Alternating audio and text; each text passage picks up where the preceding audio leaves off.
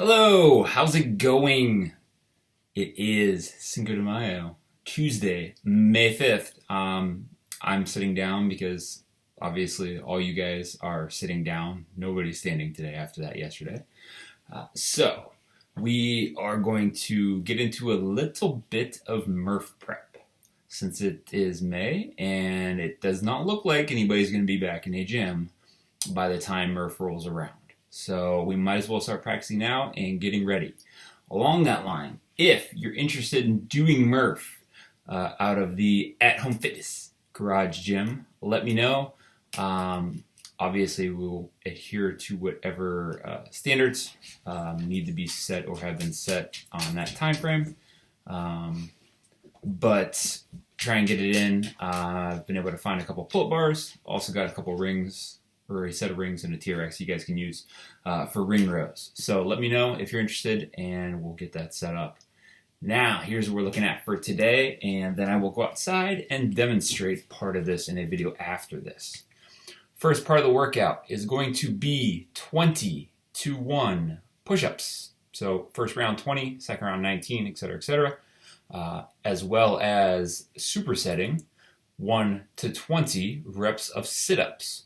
So the way the rep scheme will look is 20 push-ups, 1 sit-up, 19 push-ups, 2 sit-ups, 18 push-ups, 3 sit-ups, all the way to the last round of 1 push-up and 20 sit-ups.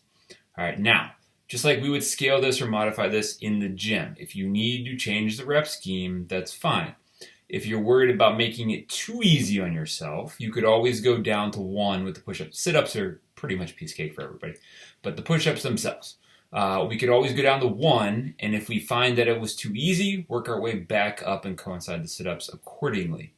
In terms of if you feel like you're not getting a lot of shoulder chest work while you're doing your push-ups, you guys don't have any barbells, benches to do bench press with, and you feel like you get a lot of chest action out of that, then I want you to make sure that the chest is completely touching the ground on the push-ups. Let the shoulders come back together a little bit. Think about mirroring the mechanics just like you would do on the bench press. All right. Now, once we have completed this, no matter how long it takes, depending on what tools you guys have, I set this for dumbbells and I'll go through and explain it. We're going to go right into 6 rounds, 15 seconds, max effort, alternating dumbbell snatches. Whatever the weight is, if it's heavy, obviously it's just going to be less reps. And a minute rest in between. So, a couple different things here that I'm going to demonstrate outside on this next video, and that is, what if I only have a kettlebell? What if I have a dumbbell but it's light and I'm already pretty good at dumbbell snatches? What if I only have a barbell? All right, stay tuned.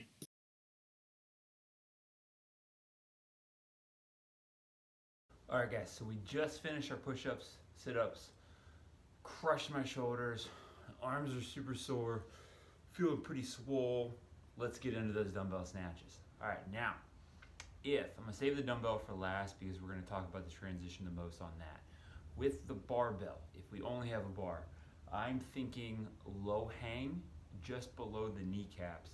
If you are really quick returning the bar to the ground, tapping, coming back up, which probably means you're muscle snatching this. So if you can do that well, think somebody that can really crush Randy, then obviously go down to the ground, stay with something that's a little bit more fluid, has a little bit longer leg drive in it. All right. I have 75 pounds on the bar. That's pretty light for me. I can usually rep out if I really push it beyond 20 of those. So that's going to be good for this because what I'm looking for is speed and intensity and then trying to fight to maintain that all of the rounds. All right, so dumbbell snatches. Or excuse me, barbell snatch.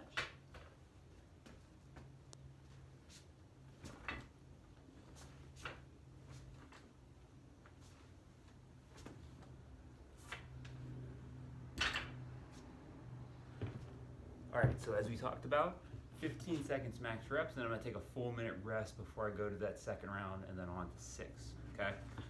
When it comes to if we only have a kettlebell, I'm probably gonna suggest here that you guys alternate rounds for arms instead of alternating reps for arms, all right?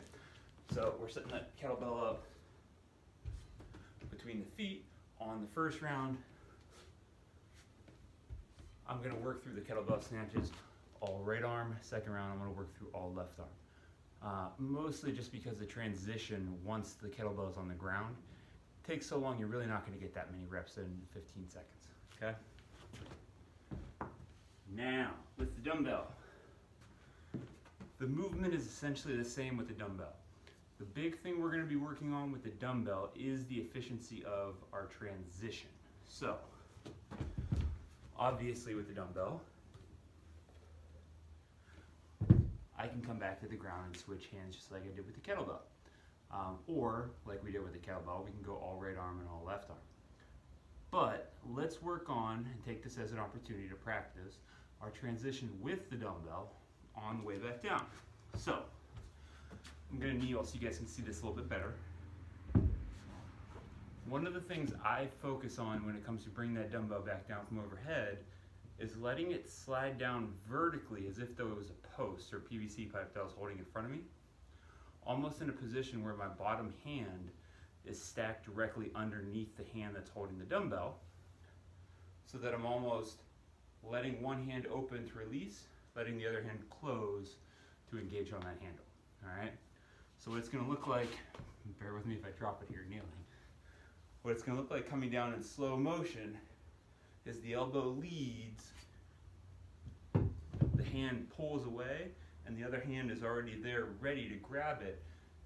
Almost think of it like a 4x100 meter dash, where guys hand that baton off, but the guy that's receiving the baton is already starting to run, so he's kind of picked up speed to guide into that. Same idea here is I'm gonna start moving that second hand down so that when I release, it's in a good position to receive and absorb back down on the ground for reps, all right? One last thing, if we only have bands, this can still be done. I'm gonna take the band, I'm gonna loop it under my feet. If I need to take more tension from the band, I can always pull it through more, the feet will hold that. From there, too much tension, I can grip and rip. All right, in which case we're probably treating this exactly like we did with the kettlebell, all right side one, all left side the other.